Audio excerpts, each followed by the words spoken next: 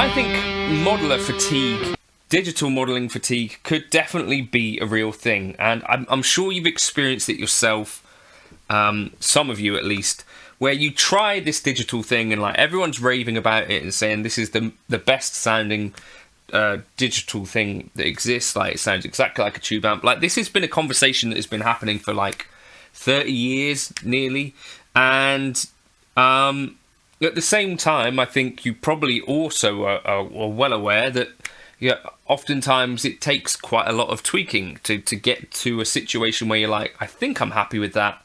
And then sometimes if you then compare that to your own sound with like a real amp, you think, well, why was I happy with that? Like, this is all totally not the same thing. And I think these are all totally normal things to experience, essentially, like in the cycle of all this stuff. So for me personally, I use modelers a lot, as you'll be well aware if you watch this channel regularly. If you're new here, sorry. I've got FR solutions, Tonex cab I use mostly at the moment. Barefaced sent me this to check out, so I've been checking that out. But I've also got some tube amps, and for many reasons and for many cases, it's kind of like, depends on the gig what you're going to be doing. So if it's an in-ear gig, then I prioritize like the idea of getting that sound to the desk most easily, and equally with an in-ear gig, I think in a lot of cases there is an expectation that you don't really need stage volume. Now that is a totally different thing for what is heard at front of house, particularly in a smaller venue. Like, I'll be playing like dodgy wedding gigs where actually the presence of an amp on stage somewhere does really make a huge difference. On a big stage, maybe not, but on smaller stages and clubs and wedding venues, marquees, I think having a real amp somewhere, point to a real amp, does make a huge difference. So anyway, so I think the thing is that the modelling fatigue can come from a few places. One is, and I've experienced this, I'm sure my mates have experienced this, where you kind of get this different experience. So on the one hand, if you're playing with an amplifier, yes, sometimes you'll get complaints like that's really loud or that sort of thing. What I've found and discussed with my friends as well is that on the flip side, sometimes when you're gigging with a modeler, if there's no on-stage reinforcement, you get less of this kind of positive reinforcement from either the crowd or people coming up to you after the gig. This is what I've experienced. So, and I've got friends that have said the same thing, where it would have been a regular thing that people would come up to you and compliment either your playing or your tone or both, and suddenly you made a switch to a modeler and it's a different experience, and you're thinking, it now sort of feels like, and I've watched this as well when I'm playing with other people, where I'm wondering, like, are the levels right out front? Are they hearing this guitar solo? So that is, I think, part of like it's not just ego, but like also like the overall sort of thing. Like, if you go to take a solo, if you've got one, I'm guessing that you're wanting to make sure that that part is heard, and that feedback from people coming up to you and saying, yes, we heard that, I think is a really strong sign that something was working. Maybe not for everyone, but you get one or two people come up to you after a show and say, yeah, that sounded really good, or I really liked or appreciated that part of your playing or whatever. Then I think it is a sign that they could actually hear the guitar. If that doesn't happen, it's either a sign that your playing was dodgy or that they couldn't hear you. And I think for me, it's been more often than not the case that with a digital modeler, you're getting a little bit buried without some sort of on-stage thing, like one of these or these. The other thing is that there's something much more immediate about an amplifier, and I'm sure you've all experienced this, where it's like you plug into an amp and yes, it's kind of raw, yes, it's kind of maybe too loud for some situations, but I think there's definitely a huge difference in terms of what it feels like to do that thing.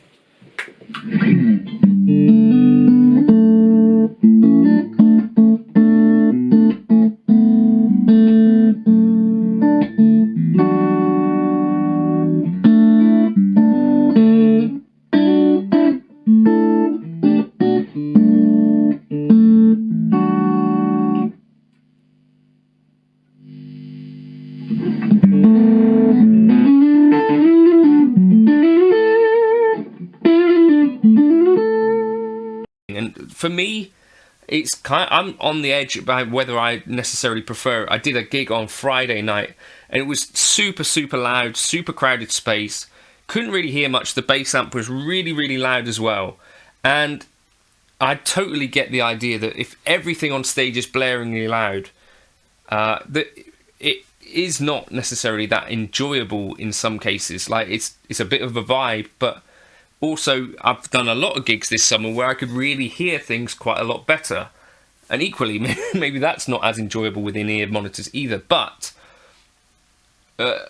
possibly you're not going deaf from it, and possibly you can hear things a bit clearer.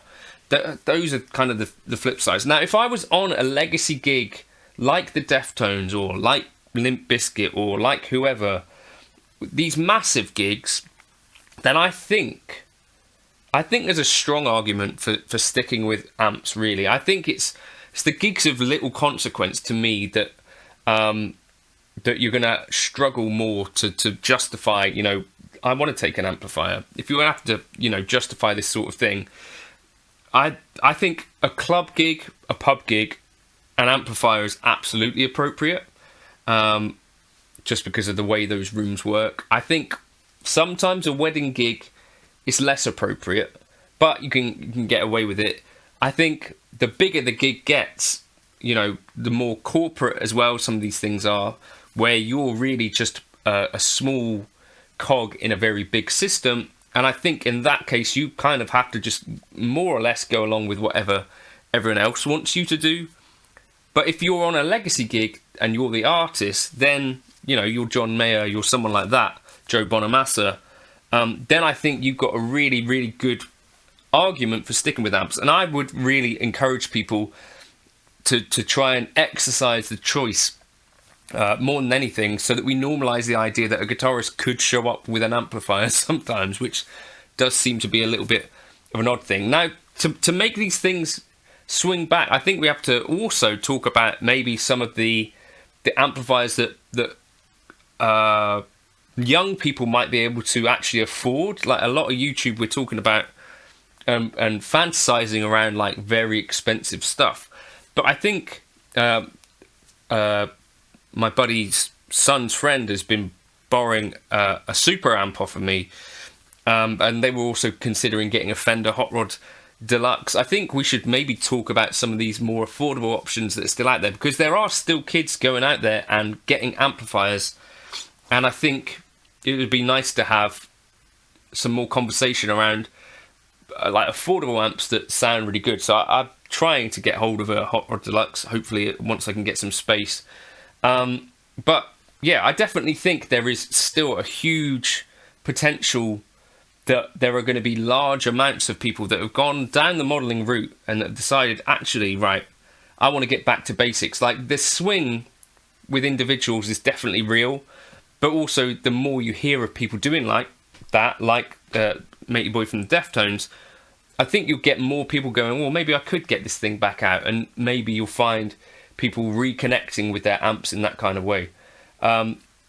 And hopefully then you'd also get some more kind of amp techs that are popping back up, so that we can get these things worked on when they inevitably start to, you know, develop issues or need servicing. No, let me know your thoughts in the comments if you've switched back to amps, or if you've recently switched to modelling and you're considering it. Where are you on that spectrum, or do you use both? For me, I'm, you know, firmly in the middle, comfortable using both. At home, I'm going to be using modelling. If it's an in-ear gig, oftentimes I'll be using modelling, but very happy if it's a pub fusion type gig, take out an amp. Let your hair down. Cheers for stopping by. I'll catch you in another video soon. Cheers.